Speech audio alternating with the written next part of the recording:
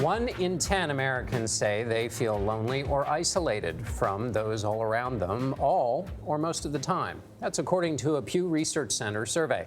Last month, Alex Wagner talked to a couple of people who described what it's like to feel lonely, including a doctor who wanted to remind people of how serious the issue is. Loneliness now is a greater public health concern than obesity and smoking combined. People don't think of loneliness as a problem or something they think, well, I'm sad. They don't identify the loneliness, but it's absolute work. You have to take it seriously. The World Economic Forum is taking the issue seriously. It is taking on the issue as a global health concern. Yesterday, it held a session in Davos, Switzerland, to discuss the causes and effects of loneliness. New York Times bestselling author Gretchen Rubin uses science, pop culture, and personal experiences to explore how we can make our lives happier. Her upcoming book is called Outer Order, Inner Calm, Declutter and Organize to Make More Room for Happiness. Gretchen Rubin, it's very good to have you. Thank you for being with us. I'm happy to talk to you.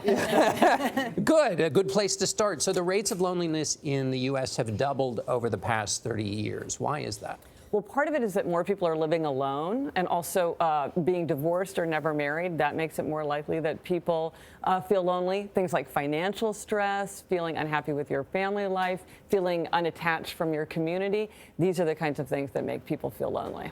Robert Putnam wrote in 2000 about bowling alone, Yes. the death of community, things like bowling. So if those are dying out, what do we do now to create those senses of community? Well, it's a great idea to join or start a group, whether it's bowling or maybe you want to have a book club or maybe you want to have a TV show club or you want to go bird watching or you want to volunteer. Often it's easier to make friends with people where you have a common interest or where you're working on a project together. So that's a way to forge those community bonds for yourself. When it comes to loneliness and happiness, are certain age groups more affected than others? Well, it seems that the younger people and much older people are the ones who suffer from it the most.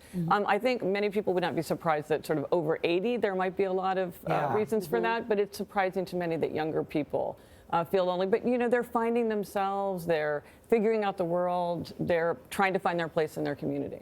We're also finding that there is an economic impact to loneliness. The AARP said that social isolation among older adults costs Medicare $6.7 billion a year. Are we taking a proactive look and connecting health and loneliness? You know, more and more governments, institutions, healthcare professionals, people are very focused on this. It's as bad as smoking.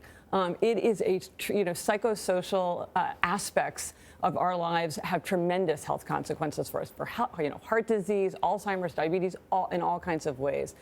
So it's extremely important to look at for all different kinds of reasons. It's always said that money can't buy happiness. Do you believe that? I only hear rich people say that.